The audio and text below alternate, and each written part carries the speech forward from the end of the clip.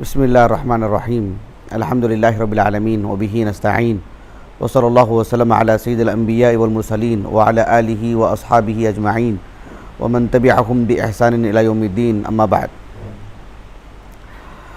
ہماری اس مختصر سی نشست میں انشاءاللہ تعالی میں اللہ سبحانہ و تعالی کی عبادات کا ایک بڑا حصہ جو نمازوں سے متعلق ہے، اس نماز کی اہمیت کو ایک خاص پس منظر میں آپ کے سامنے رکھوں گا انشاءاللہ، اس لیے کہ ہم لوگ بچپن سے نمازوں سے متعلق بہت سارے باتیں ہم نے سنی ہیں۔ میں نہیں سمجھتا کہ ہم میں سے کسی کو نماز کی اہمیت پر کوئی بات بتائی جائے، علم کے اعتبار سے، نصیحت کے اعتبار سے تو ضرورت رہتی ہے، علم کے اعتبار سے نماز کی جو اہمیت ہے، فضیلتیں ہیں، اس کا تو ہمیں علم رہتا ہے الحمدللہ۔ لیکن میں جو بات بتا رہا ہوں اس کا ایک خاص حصہ بتا رہا ہوں آپ کو۔ نماز کی اہمیت جو ہے وہ اللہ رب العالمین کے ہاں بہت زیادہ ہے، اتنی زیادہ ہے کہ اسلام کو اللہ سبحانہ و تعالیٰ نے جن ارکان میں رکھا ہے، جن ارکان میں بیان کیا گیا ہے اسلام کے ارکان کو، اس کی جو عدد بتائی جاتی ہے کتنی حدیثوں سے؟ 5، بلکہ 5 کی عدد بتائی اللہ کے رسول نے۔ ایک حدیث ہے بہت معروف، متفق علیہ حدیث ہے، صحیح بخاری اور صحیح مسلم میں اللہ کے رسول صلی اللہ علیہ وسلم نے فرمایا بنی الاسلام علی 5، صحیح مسلم کے الفاظ ہیں بنی الاسلام علی 5، معروف حدیث ہے نا، اسلام کی بنیاد 5 چیزوں پر ہے۔ اس حدیث کے راوی کون ہے؟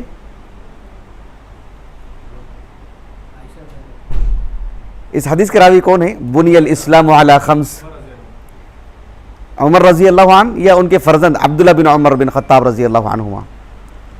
کون ہے اس حدیث کے راوی؟ اس حدیث کے راوی ہیں عبداللہ ابن عمر بن خطاب رضی اللہ عنہما۔ وہ کہتے ہیں کہ رسول اللہ صلی اللہ علیہ وسلم سے میں نے سنا کہ آپ نے فرمایا بنی الاسلام علی 5، یہ صحیح مسلم کے الفاظ ہیں کتاب الایمان سے۔ کہا کہ علی ان یوحد اللہ، سب سے پہلا رکن یہ ہے کہ اللہ رب العالمین کی عبادت میں کسی کو شریک نہ کیا جائے، الوہیت میں اللہ رب العالمین کو اکیلا مانا جائے۔ اس کے بعد جو 4 ارکان ہیں، کیا کہا اللہ کے رسول نے؟ وَإِقَامِ الصَّلَاةِ وَإِيتَاءِ الزَّكَاةِ وَصَوْمِ رَمَضَانِ وَالْحَجِّ، یہ اسی ترتیب سے اللہ کے رسول سنائے۔ عبداللہ بن عمر بن خطاب رضی اللہ عنہما کے ایک شاگرد نے کیا کہا کہ والحج وصوم رمضان، شہادتین کے بعد نماز، زکوٰۃ، اس کے بعد اللہ کے رسول نے کیا کہا؟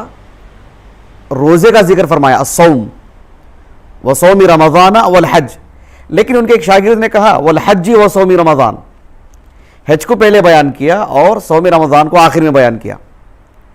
تو عبداللہ بن عمر بن خطاب رضی اللہ عنہ نے کہا کہ لا، ایسا نہیں ہے، کہا کہ وصوم رمضان والحج ہاکذا سمعتہ من رسول اللہ صلی اللہ علیہ وسلم، میں نے اللہ کے رسول کو اسی ترتیب سے بیان کرتے ہوئے سنا۔ خیر، اس حدیث کو سنا کر کے مجھے بتانا یہ ہے کہ اسلام کے جو 5 ارکان ہیں اس میں سے ایک نماز بھی ہے، اور اللہ سبحانہ و تعالیٰ نے ان سبھی عبادتوں کو ہر شریعت میں رکھے ہیں۔ بس حج سے متعلق اتنی بات آتی ہے کہ ابراہیم علیہ السلام سے پہلے حج جو عبادت تھی وہ تھی کیا، اس کا ہمیں ثبوت نہیں ملتا ہے ٹھوس دلائل کی روشنی میں، صحیح اور صحیح دلائل کی روشنی میں، اس میں صراحت ہو کہ جو ہی ابراہیم علیہ السلام سے پہلے بھی حج رہا ہو۔ لیکن بقیہ جو عبادتیں ہیں وہ شروع دن سے رہی ہیں، سبھی امتوں میں، سبھی اقوام میں، اللہ کے رسول سے پہلے بھی صلی اللہ علیہ وسلم۔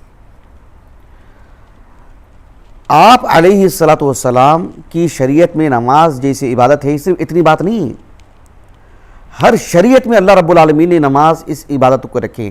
اس سے اندازہ لگائیے کہ یہ عبادت اللہ رب العالمین کو کتنی محبوب ہے، کتنی پسند ہے، اور بندوں کے لیے اس عبادت کو اللہ نے کتنا ضروری قرار دیا ہے کہ کوئی بھی شریعت، جتنے بھی انبیاء آئے ہیں ان سبھی انبیاء کی شریعتوں میں اس عبادت کو اللہ نے رکھے ہیں۔ اس سے اس کی اہمیت کا اندازہ لگائیے۔ قرآن مجید کی کوئی آیت پڑھ سکتے آپ میں سے کوئی جو آپ علیہ الصلوۃ والسلام سے پہلے کے انبیاء ہوں اور ان کی شریعت میں بھی نماز تھی، اس کا ذکر کیا گیا ہو؟ کوئی پڑھ سکتے ہیں؟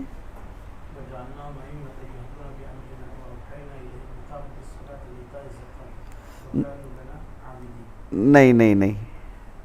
کون سی آیت پڑھی آپ نے؟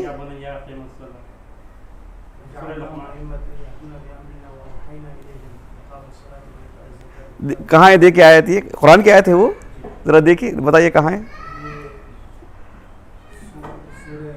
سورۃ السجدہ کے آخر میں. جی دیکھیے دیکھیے دیکھیے، کوئی آیت بتائیے، اور کوئی آیت، اور کوئی آیت، اور کوئی آیت انبیاء علیہ الصلوۃ والسلام سے متعلق کہ کسی نبی کا نام لے کر کے اللہ نے کہا ہو کہ ان کی شریعت میں نماز تھی یا ان کی شریعت میں نماز کا ذکر کیا گیا ہو. بولیے بولیے بولیے بولیے. وذکر فی الکتاب اسماعیل، پڑھیے. ماشاء اللہ.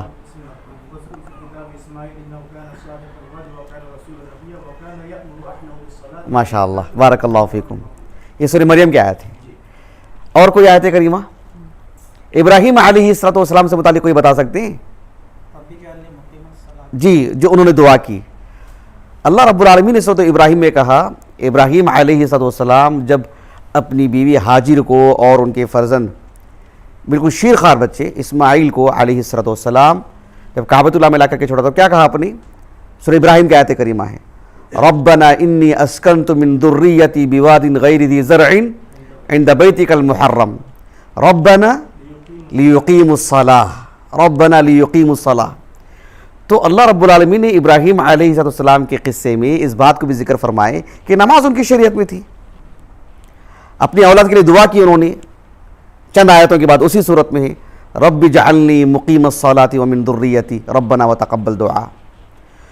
موسیٰ علیہ السلام کے قصے سے کوئی بتا سکتے ہیں؟ ان کو تو بڑا انعام انشاءاللہ. اب دائیں بائیں دیکھ لیجئے کون بیٹے، بڑا انعام ان کو انشاءاللہ. موسیٰ علیہ السلام کے قصے میں، موسیٰ علیہ السلام کے قصے میں اللہ رب العالمین نے سورۃ یونس کے آخر میں کیا بیان فرمایا؟ وَأَوْحَيْنَا إِلَى مُوسَى وَأَخِيهِ أَن تَبَوَّآ لِقَوْمِكُمَا بِمِصْرَ بُيُوتًا وَاجْعَلُوا بُيُوتَكُمْ قِبْلَةً وَأَقِيمُوا الصَّلَاةَ وَبَشِّرِ الْمُؤْمِنِينَ. سورہ یونس کی آیت کریمہ ہے. اس میں یونس اور ہارون علیہ السلام سے متعلق بات بتائی گئی کہ موسیٰ علیہ السلام کی شریعت میں اللہ نے نماز کا ذکر فرمائے. زکریا علیہ السلام کی شریعت سے متعلق کوئی مثال، کوئی دلیل؟ آپ نے ایک آیت کریمہ پڑھی آپ نے، جی سورۃ آل عمران کی آیت کریمہ پڑھیے، ہنالک دعا زکریا ربہ قال رب هب لي من لدنك ذریة طیبہ انک سمیع الدعاء. اس کے بعد ماشاء اللہ تعالی فنادته الملائکۃ وهو قائم یصلی فی المحراب. زکریا علیہ السلام کے قصے میں اللہ نے کس بات کا ذکر فرمایا؟ نماز کا. عیسیٰ علیہ السلام کی شریعت سے متعلق کوئی بتا سکتے ہیں؟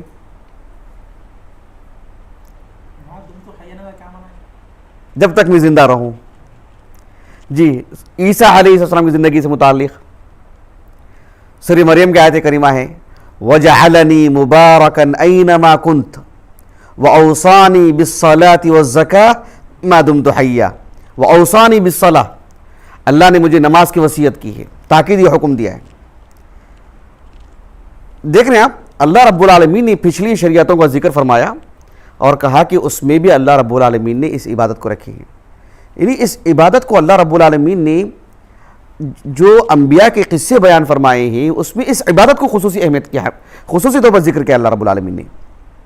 صرف اتنا ہی نہیں، پچھلی شریعتوں میں نماز تھی، یہ تو یہاں تک ہمیں خبر ملتی ہے، لیکن وہ نماز کی کیفیت کیا تھی، کتنی رکعات تھی، بہت ساری تفصیلات تو ہمیں نہیں ملتی ہیں.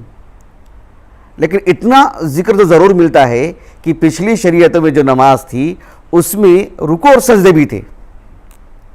اس سے متعلق کوئی دلیل؟ اللہ رب العالمین نے ابراہیم علیہ السلام سے متعلق کیا بیان فرمایا سورۃ البقرہ میں؟ وَإِذْ جَعَلْنَا الْبَيْتَ مَثَابَةً لِلنَّاسِ وَأَمْنًا وَاتَّخِذُوا مِن مَّقَامِ إِبْرَاهِيمَ مُصَلًّى وَأَعْهِدْنَا إِلَىٰ إِبْرَاهِيمَ وَإِسْمَاعِيلَ ان طہر بیتی للطائفین والعاکفین، اس کے بعد والرکع السجود، یعنی ابراہیم علیہ السلام کی شریعت میں نماز کا ذکر ہے اور ساتھ میں رکوع اور سجدے کا بھی ذکر۔ مزید پچھلی شریعتوں سے متعلق رکوع اور سجدے کا کوئی ذکر ملتا ہے؟ سورۃ آل عمران میں دیکھو آپ، مریم علیہ السلام کو اللہ تعالیٰ نے کیا حکم دیا؟ جی یا مریم اقنتی لربک واسجدی، آپ حافظ قرآن ہیں آپ ماشاء اللہ تعالی۔ اللہ تعالیٰ نے کیا فرمایا؟ یا مریم اقنتی لربک واسجدی وارکعی مع الراکعین۔ تو اللہ رب العالمین نے انہیں بھی سجدہ اور رکوع کا حکم دیا۔ تو نماز میں سجدہ اور رکوع اس کا بھی ذکر ملتا ہے۔ اور بھی مزید کچھ تفصیلات ملتے ہیں، مثلا ایک حدیث ہے جسے امام ابو القاسم الطبرانی، جانتے ہیں آپ لوگ امام ابو القاسم الطبرانی کو؟ جانتے ہی نہیں جانتے ہیں؟ جاننے کا شوق ہے نہیں ہے؟ کسی جاننے کا شوق ہے؟ اچھا، سب کو شوق ہے ماشاءاللہ۔ جب بنگلور جاؤں گا امام ابو القاسم الطبرانی رحمہ اللہ کی زندگی سے متعلق ایک مختصر درس دے کر کے آپ کے نام ارسال کروں گا انشاءاللہ، ٹھیک ہے؟ امام ابو القاسم الطبرانی رحمہ اللہ، ان کی جو حدیث کی کتابیں ہیں جو انہوں نے لکھی ہیں، اس میں ایک معروف کتاب ہے المعجم الکبیر، نام سنا آپ نے؟ اس میں ایک روایت ہے جسے عبداللہ بن عباس رضی اللہ عنہما روایت کرتے ہیں۔ حدیث سندن صحیح ہے، شیخ البانی رحمہ اللہ نے صحیح الجامع میں اس حدیث کو صحیح کہا ہے۔ حدیث کیا ہے کہ اللہ کے رسول صلی اللہ علیہ وسلم نے فرمایا کہ اِنَّا مَعْشَرَ الْأَنْبِيَاءِ امرنا بتعجیل افطارنا یا بتعجیل الافطار وتأخیر السحور، یعنی ہم انبیاء علیہ السلام کی جو جماعت ہے، اللہ نے ہمیں اس بات کا حکم دیا کہ ہم افطار میں جلدی کریں، جیسے وقت ہوا فوراً افطار کر لیں۔ اللہ کے رسول نے کیا فرمایا؟ یعنی ہم سبھی انبیاء کو اللہ نے حکم دیا، آدم علیہ السلام سے لے کر کے اللہ کے رسول تک، اور اس بات کا بھی حکم دیا کہ ہم سحری میں جو تاخیر کریں، اور وَأَن نَضَعَ أَيْمَانَنَا عَلَى شَمَائِلِنَا فِي الصَّلَاةِ، کہ ہم اپنے دانے ہاتھ کو بائیں ہاتھ پر رکھیں نماز میں، اس کا اللہ نے سبھی انبیاء کو حکم دیا۔ یعنی پچھلی شریعتوں سے متعلق، نماز سے متعلق اتنی کچھ تفصیلات ہمیں ملتی ہیں۔ اللہ سبحانہ و تعالیٰ نے جو ہم پر 5 وقتہ نمازیں جو فرض کی ہیں، اس کے علاوہ اور بھی بہت ساری نمازیں تطوعات، جیسے صلاۃ الضحیٰ ہے، صلاۃ الضحیٰ جیسے اردو زبان میں چاشت کی نماز بولتے ہیں، چاشت فارسی زبان کا لفظ ہے۔ تو یہ جو نماز ہے، ایک آیت کریمہ ہے سورۃ صاد میں، اللہ رب العالمین نے فرمایا اِنَّا سَخَّرْنَا الْجِبَالَ مَعَهُ يُسَبِّحْنَ بِالْعَشِيِّ وَالْإِشْرَاقِ۔ یہ کس نبی کے قصے میں یہ آیت کریمہ نازل ہوئی ہے؟ آپ کے علاوہ کوئی بتا سکتے ہیں؟ اچھا، داؤد علیہ السلام کے قصے میں کہ اِنَّا سَخَّرْنَا الْجِبَالَ مَعَهُ يُسَبِّحْنَ بِالْعَشِيِّ وَالْإِشْرَاقِ۔ تو عبداللہ بن عباس کہتے ہیں، امام طبری کو جانتے ہیں آپ لوگ یا ان سے متعلق ایک درس دینا ہے؟ امام محمد ابن جریر الطبری رحمہ اللہ، امام المفسرین، ان کی جو تفسیر ہے جامع البیان فی تأویل عناء القرآن، اس میں آپ نے اس آیت کریمہ کی تفسیر میں عبداللہ بن عباس رضی اللہ عنہما کا قول ان کے ایک شاگرد علی بن ابی طلحہ کے حوالے سے نقل کی ہے، کہا، اور امام ابن جریر الطبری نے بھی اس کو ذکر کیا ہے کہ بھئی یہی راجح ہے، حافظ ابن کثیر نے بھی رحمہم اللہ اجمعین، کہا کہ اس آیت کریمہ میں ابن عباس کہتے ہیں، عبداللہ بن عباس، کہ میں نے پورے قرآن میں صلاۃ الاشراق کو ڈھونڈا، صلاۃ الضحیٰ کو، کہا کہ اس آیت کریمہ میں مجھے ملا اس کا ذکر کہ اِنَّا سَخَّرْنَا الْجِبَالَ مَعَهُ يُسَبِّحْنَ بِالْعَشِيِّ وَالْإِشْرَاقِ۔ تو دیکھنا پچھلی شریعتوں میں نماز سے متعلق کتنی تفصیلات ہمیں ملتی ہیں۔ یہ اس بات کی واضح دلیل ہے کہ اللہ تعالیٰ نے پچھلی شریعتوں میں نماز کی اہمیت کو اللہ نے خوب اجاگر کے خوب بیان فرمائے، ہر نبی سے متعلق شریعت میں۔ تو یہ جو تفصیلات ہیں ہمیں پچھلی شریعتوں سے ملتی ہیں، حتیٰ کہ آپ کو پتہ ہے ایک حدیث آتی ہے صحیح بخاری صحیح مسلم کی، صحیح بخاری صحیح مسلم کی ایک حدیث ہے، ابو ہریرہ رضی اللہ عنہ اس کے راوی ہیں، کہ ایک نبی نے ایک غزوہ میں تھے اور لڑائی اتنی طول پکڑ گئی کہ عصر کی نماز کو جو وقت پر پڑھنا چاہیے تھا وہ نہیں پڑھ پائے. اللہ سبحانہ و تعالیٰ نے ایک نبی کے ذریعے سے جو معجزات صادر فرماتے ہیں، جو اللہ تعالیٰ کی طرف سے ایک آیت ہوتی ہے، ایک نشانی ہوتی ہے، ان کے نبی ہونے کے صدق پر، سچائی پر ایک دلیل ہوتی ہے.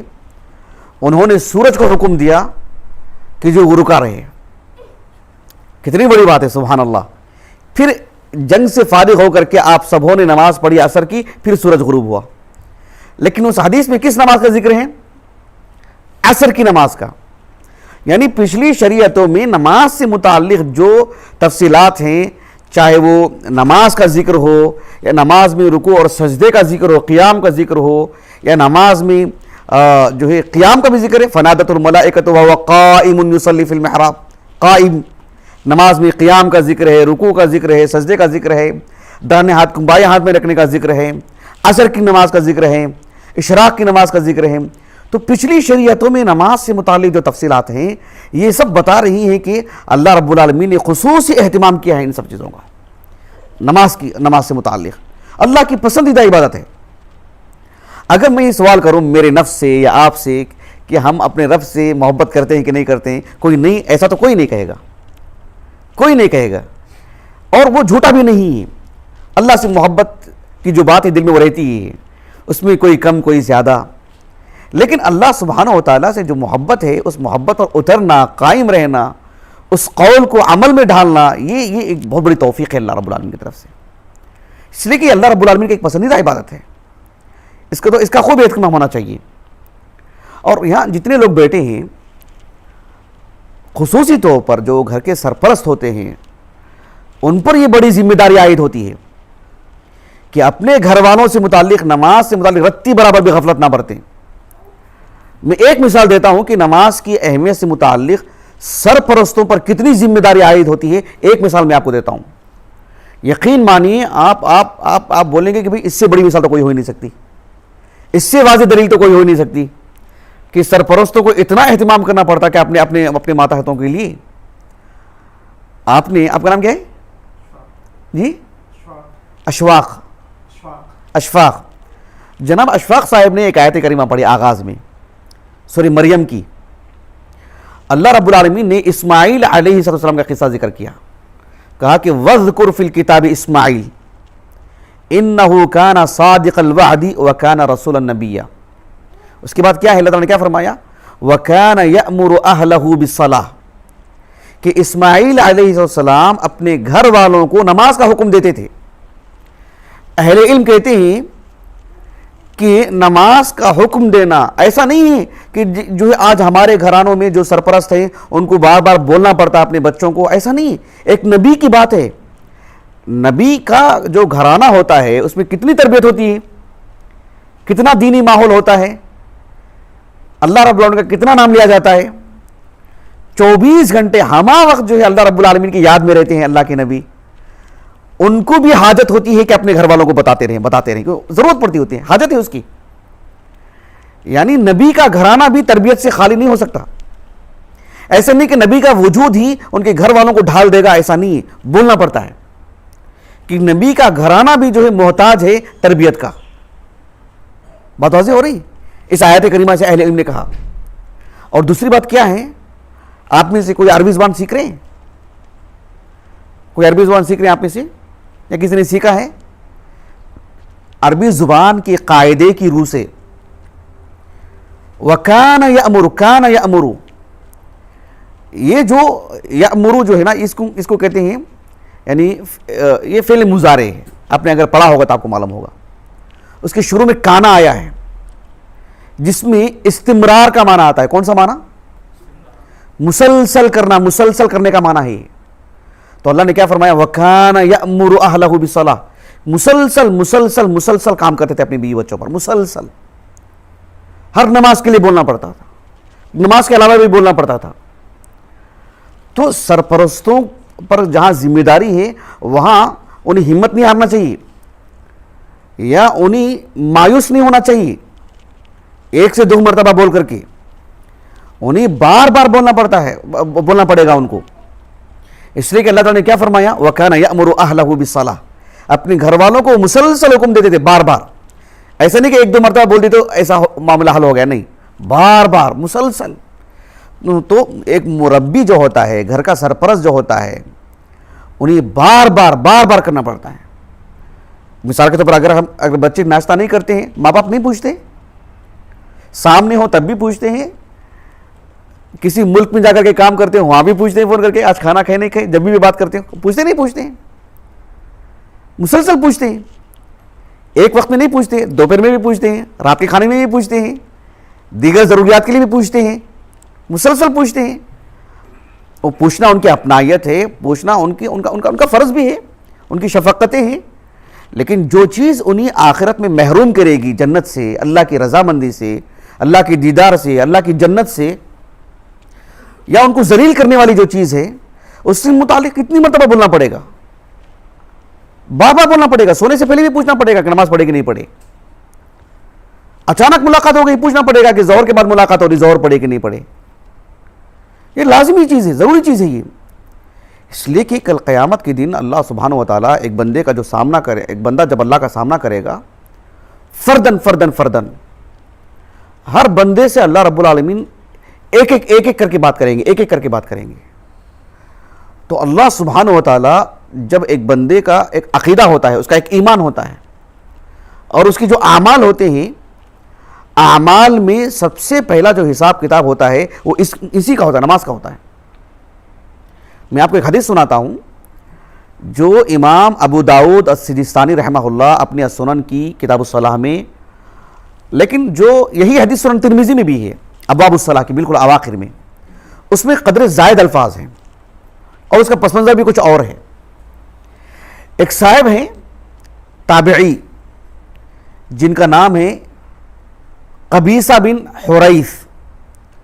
قبیصہ قاف سے، کاف ہوتا ہے نا، قاف، قبیصہ اور سات سے، سا سے نہیں، قبیصہ بن حریث تابعی ہیں، اوساط تابعین میں شمار ہوتا ہے.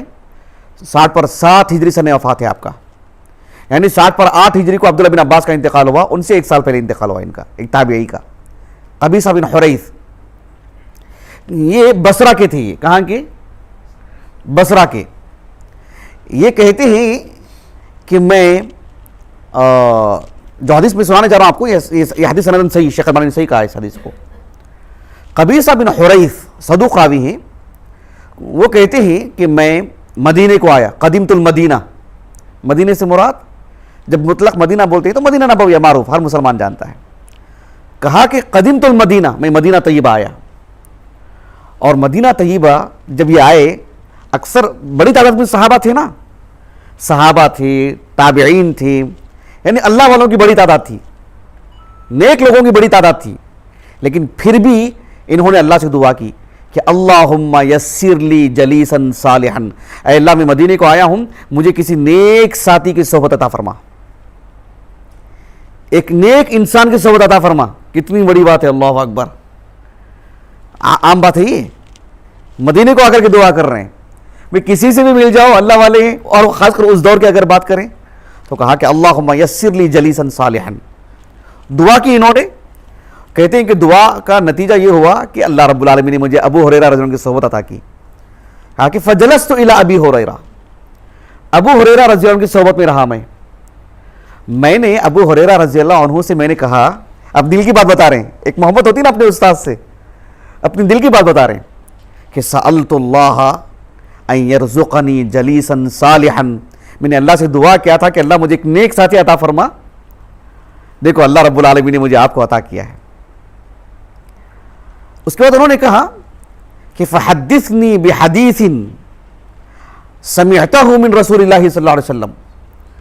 آپ اللہ کے رسول سے بہت ساری حدیثیں سنے ہیں نا آپ نے، اس میں سے ایک حدیث مجھے بھی سنا دیجیے آپ. لعل اللہ ان ینفعنی بہ، اللہ سے قوی امید ہے کہ اللہ رب العالمین مجھے اس حدیث کے ذریعے سے فائدہ پہنچائیں گے، میں مالا مال ہو جاؤں گا. اب ابو ہریرہ رضی اللہ عنہ ہر شخص سے متعلق کتنی نگاہ رکھتے تھے. دیکھیے کہ کس طالب علم کو، کس انسان کو، کس شخص کو کون سی بات بتانی چاہیے. آپ نے اللہ کے رسول کی جو بے شمار حدیثیں یاد تھیں، ان میں سے ان کی جو ضرورت تھی، یا ان میں جو آپ نے جو ایک معائنہ کیا تھا ایک شخص کا، ان کے حساب سے حدیث سنائی. آپ نے کہا کہ دیکھو اللہ کے رسول نے کہا صلی اللہ علیہ وسلم، کہا کہ ان اول ما يحاسب به العبد یوم القیامہ من عمله الصلاۃ، کہا کہ قیامت کے دن ایک بندے کا جو حساب کتاب ہوگا اس کے اعمال سے متعلق سب سے پہلے اللہ رب العالمین اس کی نماز کے متعلق حساب کتاب کریں گے. سب سے پہلے کس کا حساب کتاب کریں گے؟ نماز سے متعلق. اللہ اکبر، کتنی بڑی بات ہے. دیکھیں ایک انسان کم از کم فرائض کا اہتمام کر لے، پھر دائرہ آگے بڑھے گا اس کا. فرائض میں سے اگر قصور ہو تو پھر تطوعات کی کیا جو مطلب اسے امید لگائے رہیں گے.